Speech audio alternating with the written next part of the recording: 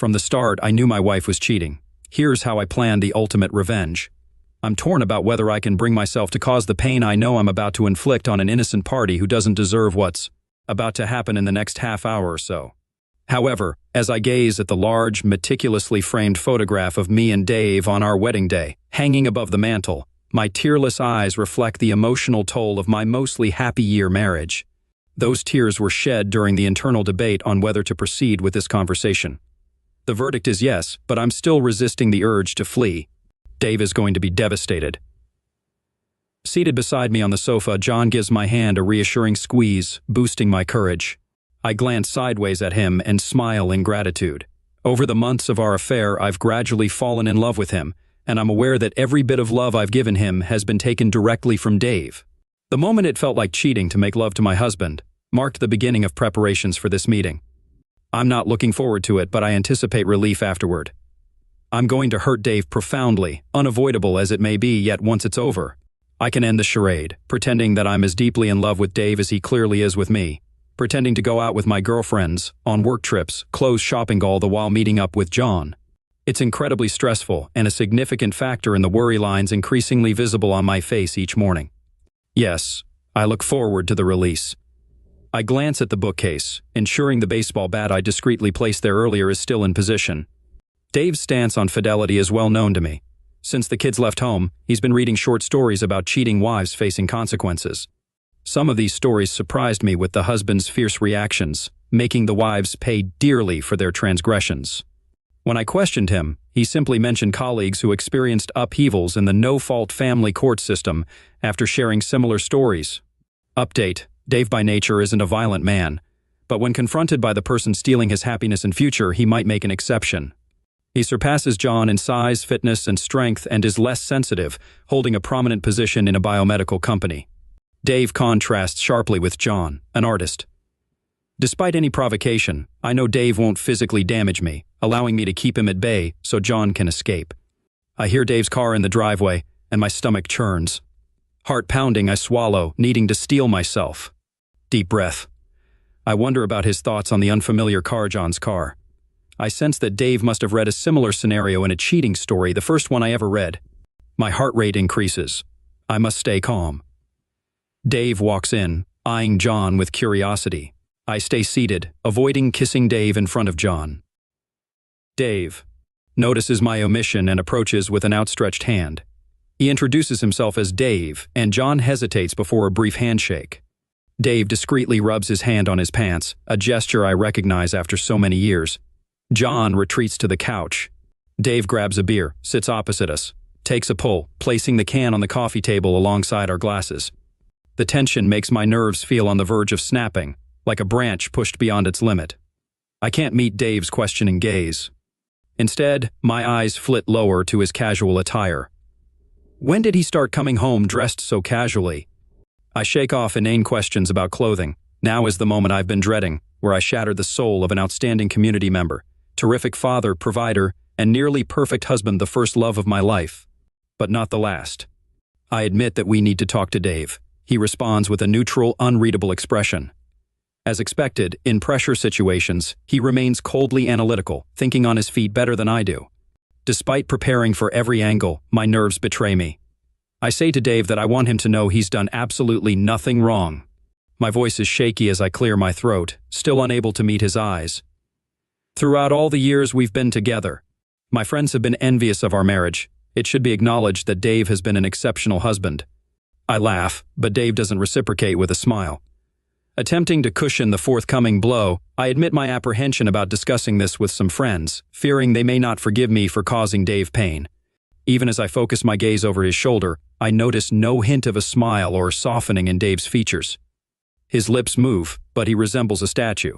He questions if I'm going to hurt him, and the words are simple yet compelling, drawing my gaze to his. I finally meet his eyes, but his stare is firm and unyielding, as if studying something on a microscope slide, and it breaks the spell, making me look away, unnerved. I express my regret to Dave, explaining that I have fallen out of love with him and fallen in love with John. I want to hurt him as little as possible, but I need a divorce so John and I can be together. Pausing at this juncture, now that the words are spoken, I try to discern any turmoil behind his mask. expecting to see something throbbing at his temple, wet eyes, tightly drawn lips, his fist clenching, yet there's nothing. His reaction, or rather his lack of it, terrifies me. I can't help but glance at the baseball bat. The silence between us is agonizing, unbearable. I have to fill it. My carefully prepared speech is a thing of the past. I explain that I didn't want to hurt him until I absolutely had to. I hope he sees that John and I have been incredibly careful, not wanting him to find out until it was absolutely necessary, which is now. That meant limiting our time together. My concern for you, for your feelings, significantly restricted the occasions John and I could be together. Be together, avoiding me, you mean? I can't respond. I can't meet his gaze. I have no more lies left in me. I've exhausted them all. I can't lie to this man, not anymore. I respect him too much, but I had hoped he wouldn't ask, wouldn't be so direct. His words make it all seem sordid. My lack of response is all the confirmation Dave needs. There doesn't seem to be anything left to say or any point in apologizing again. I'm willing to hurt Dave. I know it. He knows it. Update. The room's atmosphere is dreadful, and I yearn to escape. The tension is nearly unbearable, and my nerves are so tightly strung that my skin prickles uncomfortably. While Dave isn't outwardly screaming in pain, I know him well enough to sense the internal turmoil. Anxiously, I wonder which of my anticipated responses from him will unfold. Regardless, I know it will be terrible. Something must break through for me to start my life with John. For what feels like an eternity, Dave stares at me until he acknowledges, "Okay, Chelsea." My response is automatic and slips out before I can edit it. I question him, asking what he means by okay. I assume he wants a divorce so he can marry the other person. His tone remains patient, his expression bland and neutral. I sit back, too stunned to speak. This isn't one of the expected reactions. Unexpected, out of left field, like a kicky feel insulted. There are no questions, accusations, raised voices, red face or tears. After 28 years together, my husband isn't going to spend even 5 minutes questioning me. After months of agonizing over my affair with John and sleepless nights dreading this moment, I've been discarded in under minutes, all without apparent emotion. I realize I need to say something, but I must be careful. I consider how to break through Dave's reserve without losing Joan a fine line. I bring up the fact that, after all our years together, he is willing to just walk away. Dave questions why I wouldn't agree to part ways, asserting that I've already emotionally left him. He wonders about the point of fighting and suggests preserving our fond memories by going separate ways. It's an answer, though not the one I was hoping for. Before I can pose another question, Dave continues, anticipating that I have papers for him to sign. Indeed, I have a signed and notarized divorce petition, but it's in John's car. We didn't anticipate progressing beyond the anticipated yelling, screaming, and possible tears tonight, let alone Dave examining or signing any papers. Before I can rise to retrieve the documents, John stands and exits. I observe him, sensing the tension affecting him as well. In the uncomfortable silence following his departure, I express my apologies to Dave, regretful for causing him pain. Dave stands up, and my eyes involuntarily glance at the bat. He dismisses my apologies, asserting that if I were truly sorry, I wouldn't have done it in the first place. He strides into the kitchen for another beer, effectively ending the conversation. Upon his return, John is back with the manila envelope, holding it at waist height. Dave takes 2 quick steps toward him. My heart goes out to John as he steps backwards, tripping over his feet, hitting the edge of the couch, and landing with a soft thud. Now holding the envelope, Dave glances at me, red-faced, realizing he isn't covering himself in glory. I try to convey with my eyes that I don't care, that I love him. Turning to Dave, who watches me with an impersonal expression, I still can't read his thoughts, and I'm not entirely sure he won't attack John. I inform Dave that Mary is aware of our presence, and if she doesn't hear from us by 8, I instructed her to call the police. I add that if he wants someone to blame, he should blame me instead of directing any anger toward John. In response, Dave expresses that he does blame me, highlighting that I made numerous promises to him all those years agonied John. He assures me that he doesn't want John to suffer any more than he's already going to. I question Dave about why John would suffer and what he means by that. Dave gives me a look, a kinder and more patient version, the kind he uses when explaining something I may not fully understand. He elaborates on the idea that being a woman of 50, I am past the age of giving John children, making him go childless, a genetic backwater. Dave expresses his belief that there is no worse punishment for a man than never experiencing the joy of witnessing a child's first steps or hearing them say dada for the first time. He goes on to describe how John will miss out on the typical experiences of teaching a child to catch a ball, ride a bike, helping with homework, and teaching them to drive. Dave emphasizes that John will never be a hero to his daughter or a role model for his son. He speculates that our kids will likely want nothing to do with John once they discover what the two of us did. His words cause my blood to turn to ice, and I shiver, realizing I haven't considered the impact on the kids amidst the turmoil of my affair and the end of my marriage. I attempt to reassure Dave, telling him he doesn't have to tell them. Dave questions if I want him to lie to the kids as I lied to him. I hang my head, but he continues, emphasizing that John will marry someone he can never fully trust. He describes how John will be with someone capable of hurting him while professing love, someone skilled at hiding abhorrent behavior with acting skills. Dave prompts me to think about how John will feel the first time I inform him that I'm working late, going out with friends, or using the same myriad excuses I used with Dave to spend time with him. Shifting focus to me, Dave speculates about the future when my looks start to fade in another 5 years, while John remains a trim-looking year-old. He questions whether John will hesitate to leave me, having seen all my perceived flaws. Dave mentions aspects like my crankiness due to PMT, my loud snoring in deep sleep, and other habits that John will soon discover. Offended, I leap to my feet, ready to retaliate, claiming that I'm not the only one who snores and pointing out my ability to color coordinate. I start to list Dave's faults, but a gasp from John stops me. His expression shows that Dave's points are resonating. I realize I need to get John out of here. Dave shrugs while I collapse back onto the couch, shocked and filled with anger and offense. Is this truly what he thinks of me? Has he harbored these thoughts throughout all these years? Update, I have so much I want to say. After months of doing my utmost to keep my affair secret to protect Dave, I now have an overwhelming desire to make him pay for not caring, for discarding me so easily. But the words won't fail me as I watch Dave take a swig of his beer before tearing open the envelope. I look down at my hands, avoiding John's gaze, and can only hope he's not looking at me either. Dave mutters about half the value of the house. Looking up at me, he disputes the idea, asserting that it was his before he even met me. Dave suggests I might get away with half the bank account, but there may not be as much in there as I think. He acknowledges the likelihood of splitting the difference in our retirement accounts at the date of our separation, but mentions that I won't receive anything until he retires in 17 years. As he reads the rest of the document, he falls silent. I contemplate whether John's love for me can overcome the fact that we won't have the financial stability we thought we'd have, as I had assured him. Dave's words echo in my mind about the difference between an artist and a pizza, using John as a living example. What's the difference between an artist and a pizza? A pizza can feed a family. The silence drags on, feeling interminable. Finally, Dave looks up and comments that everything seems pretty reasonable, except for the house, anticipating that my lawyer will charge me thousands to fight that. He then shifts the focus to the immediate future, wondering what we do now. He suggests I get a lawyer, and he contemplates packing a few things, but I interject, expressing my desire for him to leave right away. Dave considers alternatives, suggesting he could drop my belongings off at John's place next weekend. He plans to change the locks in 2 days, making it impractical for me to return. He mentions that if I miss anything, I can email him. Dave declares that I can have all the pictures off the walls, excluding the ones of the kids. As we divide those, he emphasizes his desire for no reminders of me, except for the photo of us on the cruise last year, which I can't have. I wonder what is so special about that picture that it's the only one with me that Dave wants to keep. It was taken about 3 months after I'd started my affair with John, when Dave surprised me with a short-notice cruise in the Caribbean. I didn't love John at that stage, and still enjoyed sleeping with my husband, so the photo shows a woman smiling after much love. I have no idea why he wants just that one of us. While I'm musing on that, Dave turns directly to John and addresses him for the first time.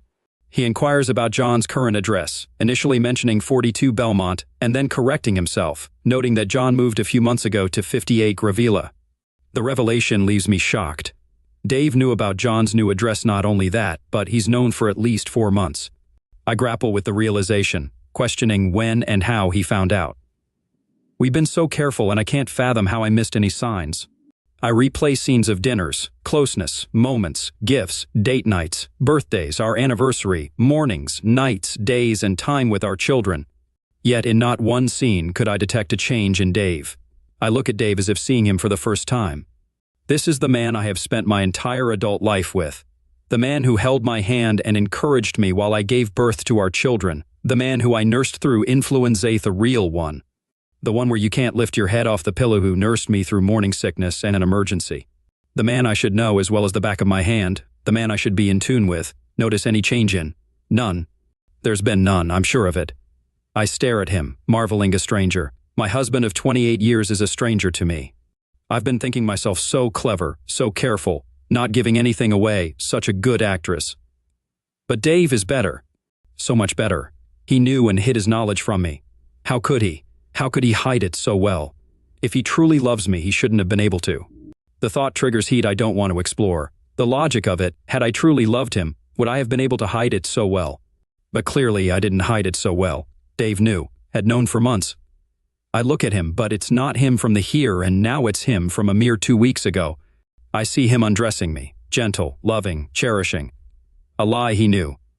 I think about how hard I'd worked to respond, to hide my guilt, how careful I'd been to ensure my expression was loving and responsive.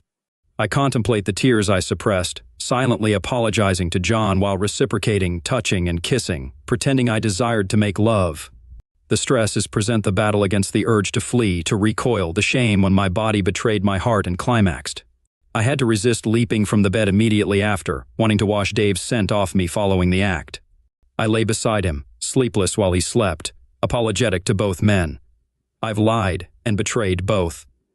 I reflect on the days and nights where similar scenes played out, my heart pounding. Not from love or lust, but from fear of being caught, anxiety over lies, stress over my performance, and the thought of my deception, my betrayal, being exposed all for nothing. Dave had known for months. I've been scared, editing every word, conscious of every facial expression, nerves stretched to their limit, exhausted from hiding my betrayal and shielding Dave from hurt, keeping track of my lies. Sleepless, a mental wreck all for nothing.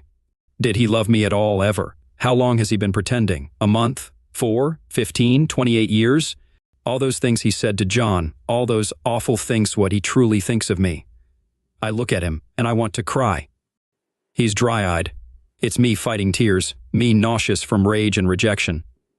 I reach for the glass of Chardonnay, wanting to douse the flames and rinse the bitter from my mouth. It tastes sour. Dave removes the glass of wine from my hand, holding John's half-finished glass in the other. He turns and walks toward the kitchen, emphasizing the shift from ours to his kitchen. Over his shoulder, he casually instructs me to hurry, mentioning that John is already at his car. The dismissal is evident, and I turn my head to find that John has indeed left the room. He didn't wait for me, and we won't be walking out together. Update: 4 years later, closing the magazine, I realize I can't recall a single article or add probably no loss. The content is likely outdated. Checking the dates on the cover, I confirm the magazine is 3 years old. I think to myself, surely a doctor's practice as large and well patronized as this one can afford current magazines. As I return it to the stack and select another, I continue my next round of board flicking, waiting for my name to be called. When I hear Mrs. Smith, I don't react immediately. It takes a repetition for me to startle, feeling a bit foolish. Even after 4 years, I'm not used to being called Mrs. Smith instead of Mrs. Brown. I rise, heft my bag onto my shoulder, and head down the corridor to my doctor's room. The doctor greets me with, "Hello, Mrs. Smith. What can I do for you today?" I explain that I've come to have my Implanon replaced after 5 years. He acknowledges this, noting it's in my appointment notes, and suggests that I talk to my husband about sharing the responsibility and considering a vasectomy. He smiles, and I return the smile, responding with, "Maybe next time." I keep my face friendly and neutral, but inside I feel smug. My arguments with John about him having a vasectomy have been a battle of wills for months. Why should I continue to chemically poison my body when he can just undergo a simple procedure? It's not even an operation done in a hospital. The good doctor here could perform it. Unlike the non-chemical option for me, which would be to have my tubes tied, something I've pointed out to John more than once. During our last argument over the issue, I remembered Head said Head had the mumps as a child. I asked him to get his sperm tested, thinking I could still have a win in our standoff and go off birth control if the test came up with John having a low sperm count. The stubborn guy refused to get tested. But also stubborn, so while still churning over his harsh words, I secretly salvaged some of his sperm and sent it off for testing. Oh yes, I stored it correctly, truly. Turns out John doesn't just have a low sperm count, he's sterile. No sperm in his semen at all. Initially flush with victory, I intended to confront him with the results, but then common sense prevailed. I wanted a happy husband again, not a sparring partner. I wanted lovemaking, not merely the release of attraction. Somewhere, I remembered the inconvenience of monthly bleeds. I like not having to deal with menstruation, so a replacement implant it is. After all, it won't be forever. Dr. Jones is saying something and I totally miss it. I apologize and ask him to repeat. He suggests swapping my Implanon for the new type of contraceptive implant, explaining that it is rather fantastic. Not only does it offer contraception, but it also records my pulse at regular intervals during the day and comes with a variety of other recording tools we use for diagnostic purposes. So if you come in feeling unwell, all you have to do is pause by one of our scanners, and it downloads information, and we can see what's been happening with you internally since your last visit. Real space-age stuff. Wow, I laugh. It sounds like something off Star Trek. What about side effects? I'm not going to end up the size of a barn, am I? Or grow whiskers or something. And is it like Implanon in that most women stop bleeding altogether? No, nothing like that. Less disruptive than Implanon, but with all its benefits, such as stopping, or at least lessening the heaviness of blood flow. Okay, sounds good. Dr. Jones turns to his monitor and clicks on one of the icons on his home screen. Oh, he murmurs, rubbing his neck. What the? I look at him, then the screen, wondering at his confused tone. How long did you say you've had your implant in? He asks, turning toward me. 5 years, how is that possible? Are you certain? It appears you already have a Vanguardian implant. All your medical information is downloaded. Confused, I ask, what? The doctor explains that I must have been in within the last months, since that's how long they've been approved and available. However, I protest, stating that I haven't been to a doctor in 2 years or more. He turns back to the screen, and even in profile I can see he's gone pale. He mentions that there's information going back 4 years and questions the presence of WAV files, which are audio files. He speculates that there must be a glitch, suggesting that someone else's Vanguardian might have been accidentally linked to my patient card. However, the timeline doesn't add up, and he's perplexed by the inclusion of a Google map with a flag showing the clinic. To resolve the mix-up, the doctor suggests examining my implant. My head is spinning as I move to the examination bench and lay down. I turn my head away, as I'm a little squeamish about needles and the like. It's definitely a Vanguardian, he says, and I can hear the confusion in his voice. It's the same as the ones we implant, except for being a smidge longer and wider. I swivel my head and look at the doctor, comparing my implant with an image on the screen. My eyes are drawn to the top of the page Vanguardian. Seeing it written jogs a memory. I know that name. That was someone's pseudonym on the amateur writing site where Dave was reading about cheating wives. A coincidence? The rest of my appointment passes in a blur. We'll sort this out, Mrs. Smith. There has to be some sort of cross signal or something in your old implant. Or maybe you were part of some test group or something. I'll get our tech guys onto Vanguardian, and we'll be in touch. I nod and walk back to the reception area. I pay my bill and head to my car. With my hands on the wheel, snatches of conversations from the past spill into my already overloaded head. Update. There's a clause in my contract stating they own all my research and inventions, even if I work on something at home during my own time. I can't patent it for at least 12 months after resigning. Dave's favorite part of his work was research, and innovation it was his forte. In my mind's eye, I see Dave seated on the couch with me and John. I envision his faded jeans and casual polo shirt. I recall the shock of our meager savings when dividing assets and his insistence on keeping the framed photo from the Caribbean cruise, taken 3 months into my affair with John. Stunned, my hands dropped to my lap. I had the Implanon inserted weeks before that cruise, at Dave's suggestion to avoid inconvenient monthly disruptions during our vacation. I felt touched to have such a considerate husband. Looking back at the Clinicet's a different one from my previous choice. I changed doctors and clinics after separating from Dave because our old doctor shared with Dave was a friend of his father and the one who inspired Dave to enter medical research. Continuing with Dr. Black would have been awkward. Dave knew about John. He must have known from the start. Somehow, he convinced Dr. Black to implant a device he developed, a Vanguardian. Mine had a GPS locator and the ability to record voice files. It seems illegal. I don't recall consenting, but I signed something. Regardless, I should sue Dr. Black. I didn't know what I was signing. Hez retired and living in Brazil apparently. His much younger wife is from there. Can he be extradited from Brazil, where German war criminals fled during World War II due to no extradition treaty? Why develop an implant with GPS and recording abilities? Surely not just to track me. My mind mulls it over and then it hits. The military. Yes, military. Something like that would be useful for them. I know Dave was involved in developing something for diabetic soldiers that regulated their sugar without daily injections or medication. So a GPS locator and recorder aren't much of a leap. My mind swirls with possibilities. Around the time of our cruise, or shortly after, Dave must have quit his job. No wonder our savings were low. He had us living off it. I never checked. I used my credit card and Dave handled bills. Was the cruise photo a memento of his resignation? Dave organized the framing himself. Could it have been the scanner for the implant? Surely not. Deep inside, I know that's exactly what it was. That's why he suggested hanging it in the hall by the coat rack, and why he opposed me having it. He knew I might reframe it or give it to the kids who could have discovered its true purpose. The enormity of how I've been deceived leaves me stunned. It all appears so unbelievable, like something from a Jason Bourne or James Bond movie. Yet my gut insists it's true, all of it. It feels as though there's a vice tightening around my chest, making it hard to breathe.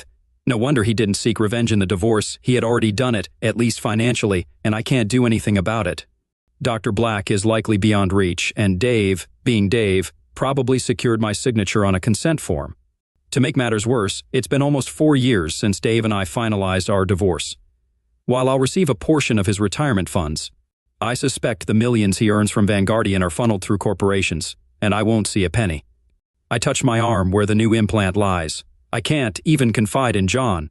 Things are already shaky at home without me revealing how thoroughly my ex-husband deceived me. Now Dave lives in the Algarve, and the kids rave about his beachfront villa, though we rarely talk. In a daze, I pull into the driveway of the small, run-down cottage I share with John. I can't recall the trip home. I hope I didn't run any red lights. The last thing I need, on top of today's revelations, is a traffic infringement notice.